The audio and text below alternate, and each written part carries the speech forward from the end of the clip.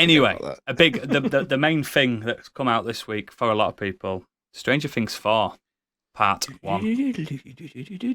Who's seen it? I've seen 2 episodes. 6 episodes. You've seen 2 episodes? I've seen them all! Of course you have. Of course I have. And? Of course you have. Right. A few people have asked me my thoughts on this. Candy, you give me your thoughts first. I'm really enjoying So it. far. I don't think I'm enjoying it any more or less than previous episodes. What I do really love is how much it's basically a horror show now.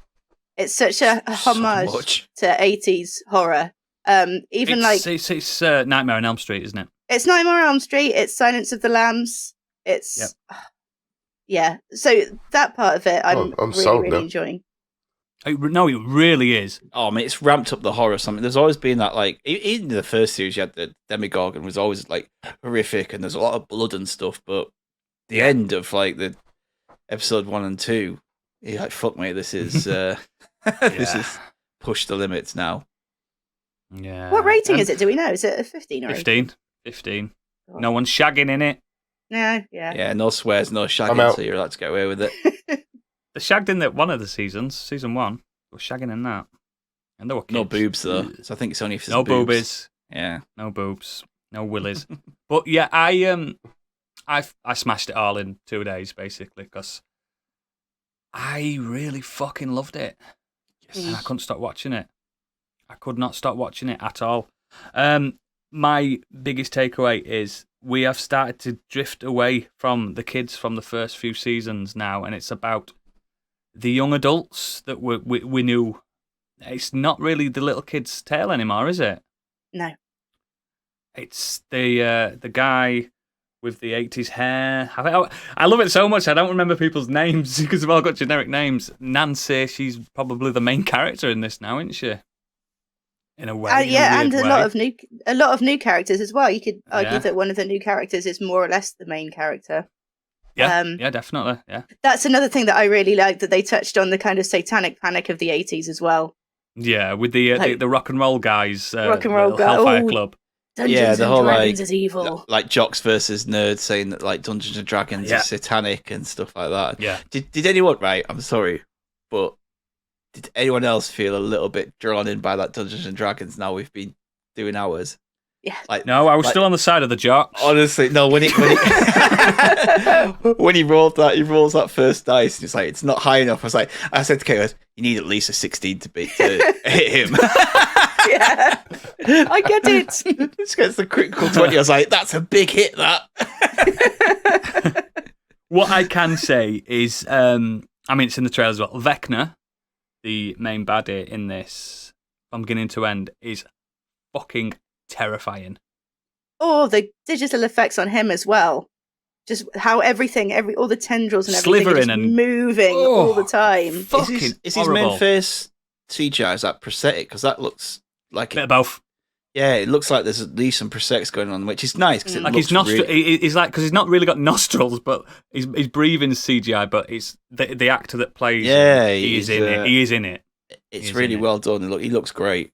He really and also don't Google who the actor is. I already know. Yeah, I did that. Fuck. Internet, innit? Fuck. Internet, yeah. I won't then. That's fine. I'll go in blind. Yeah, there's something about this. It just makes me feel like Star Wars. It just makes me feel young. And there is a cameo in this that made me whoop. Mm-hmm. You know which cameo it is, don't you? Mm-hmm. It made me. I was like, yes, they've got him. They've got him. There he is. That's my man. That's my boy. And everything about this is so fucking pure and great. It's super scary Goonies. But only Goonies for a little bit, because the kids are really second fiddle in this. The kids are there for exposition. Do you know what I mean? To let them know about the Dungeons and Dragons character. The young adults, Nancy and the Steve. Thank you, Steve. They're the main ones. They're the big one. And I don't know. There's something about the Upside Down now that I think they've nailed that look of what it should look like, because you won't remember this, but it looks a lot different than the first season. It looks a lot different. It wasn't what it is in this, and I don't know. The art style's fantastic. The side plot, that's all I'm going to say, is in a different country. It's engrossing. That's probably the weakest aspect for me. It's an obvious. For me, that's the plot kind of to get comic relief, isn't it? It's the plot to get the parents away. That's what that plot is. That's we need another reason to get the parents away. It's making me think that they shouldn't. Like, already, I'm only 2 episodes in, that they shouldn't have bothered with that, and the ending should have been. If you know what I mean, like what you think it is. Yeah, you bang on money, because the resolution to that is all right, but all the while, especially the last 3 episodes, when it goes to the other country, you just want get back to America. I want to talk. I want to know what's happening. Fuck that, I'm not bothered. Do you know what I mean? And I froze you out. So can I ask is that it now? Have they ended it? No, this is part 5. Well, this is part 1 of season 4. So in 1st of July we get the second part of season 4. Then we get the third part. Then we get season 5. Yeah, there's the last 2 episodes. So this is the first 7, isn't it? Then there's 2 more episodes to come in July, which are about 2 hours long or something. They're ridiculously They're like 2 movies. The last episode's a full movie length. Yeah, that I watched. It's like 2.5 hours. The 8 and 9 are long. I do like the stuff with 11. They're really fleshing out her character and making her more human in this, because for a while she was the Deus Ex Machina, wasn't she? She was the MacGuffin. And now Millie Bobby Brown's like, she's a woman now. Do you know what I mean? And she's showing signs of being a woman. She's lived in the quote unquote real world for years now, hasn't she? In the narrative, and you can see it, and it's lovely to see. But again, the kids are proper second fiddle to the main. It's really plot. Weird to see pictures of them from season 1 when they were babies, and see them now. I can't believe how big they are now. Yeah, it's so weird. They're men and women now, aren't they? Yeah. But I still call them kids. Yeah, he does. I still call them kids though, because they are still kids, aren't they? They're still like under 18, high school, aren't they? In the show. The over 18 ones, the ones that should be in college, it's their season so far, isn't it? It's about them. I did, without going to spoilers, I did enjoy what Elle did at the end of episode 2. Yeah, me too. Yeah, I was like, fucking right. Absolutely deserved it. Absolutely. So did I, mate. So did I. It's if now I will what people have never seen this Strange Things at all. I will, because I know a lot of kids that are bang into it, but it's not for kids. No, my kids know what Strange Things is, but they've never seen it. I've never exactly. Let them watch Mine it. have never seen it. Yeah. They know what the Demogorgon is and stuff like that. It's like, I'm glad you know what it is and you've not seen it, because it's horrific. Especially in this. There's some scenes in this that are gross. Like, horrendous. I would be fine to let them watch it at 12, 13. Like, cause I watched Nightmare on Elm Street when I was like 10. Yeah, like, do you know what I mean? How fucked up you are. Not, like, I think as we now, as parents go, I won't let my kid watch that. You only know how good your child is.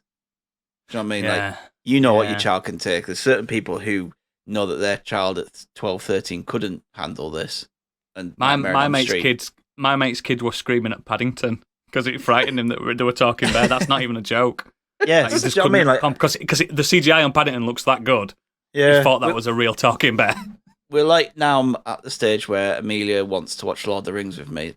The full, get her on that extended things. She's seen the trailer. She's not bothered by the Black Riders and the orcs and Orokai. Like, do you know what I mean? So I kind of know that when she is getting to her teenage years, I could start showing her some 18s and stuff. And I think. My warning's also to adults, because there's at least 4 points in this show that made me jump, like shit myself. I went, fucking hell, you know what I mean? Because I'm like really close to my monitor when I'm watching it. And I did like, and I didn't expect that, because it was never scary back the first 3 seasons. You know what I mean? It was more interesting, and I do like the Dungeons and Dragons take on it. Now I do know a little bit more on Dungeons and Dragons. I can't believe how much it is Dungeons and Dragons. I know. Literally, I thought the same thing. Everything they do. It's fucking mental. It's as if there's dice checks every time they make a decision. Do you know what I mean?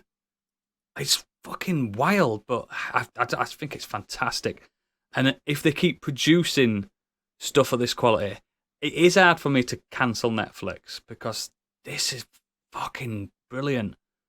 I have to say, I don't want to say I didn't have high hopes for it, but I was very careful to kind of manage my expectations because I know Netflix has a tendency, not just Netflix, sorry. A lot of shows have a tendency to kind of trail off. Once they know they're onto a good thing, it's almost as if they try too hard and fuck it. So I was like, oh, God, is this going to happen? But I'm really pleased to say that I don't think that's going to... From start to finish, they spent £30 million an episode. I don't think they would have allowed this to be fucked. Yeah, the last episode is probably the best episode they've produced. It's sensational. And I think people are going to talk about that last episode for a long time afterwards. Oh, I'll be watching it tonight. When you think of the very first series, how different that was to everything else that was around at the time. I liked what they did with that. I thought it was excellent. It wasn't different to what we watched when we were kids. You know what I mean? That's the thing. It was bringing it all back. I think season 3 trailed off for me a little bit, and I was hoping that this picks up that, but I never pattern a little bit. That. I loved 3. It was 2. Yeah, It was 2, not so much. There was bits of the first season that was a bit, but 2 I liked it, and 3 I really liked 3. I really did. There's a lot of characters I loved in it. It was the summer, wasn't it? And everyone was at the pool and stuff like that. It was cool. I don't know. I had a good vibe to it. And this one is just bleak. Yeah. From start to finish.